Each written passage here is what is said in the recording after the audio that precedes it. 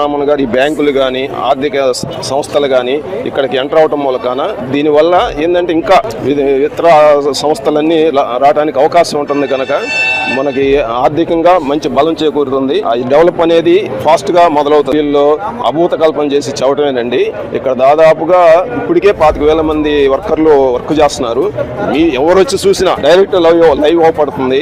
దాని గురించి వాళ్ళ టీవీలో చెప్పేది నమ్మశక్యం అనేది జనాలకు తెలుసు. అసలు వాళ్ళు పోయిన గవర్నమెంట్ లో ఇన్ని అవకతవకలు చేశారు, ఎంత చేశారు అన్ని బయటపడుతున్నాయి.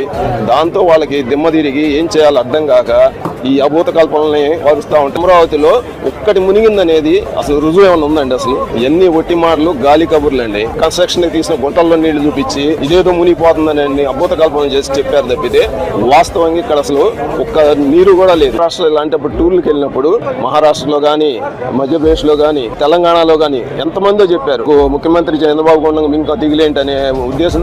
దాన్ని బట్టి మీరు అర్థం చేసుకోవాలి.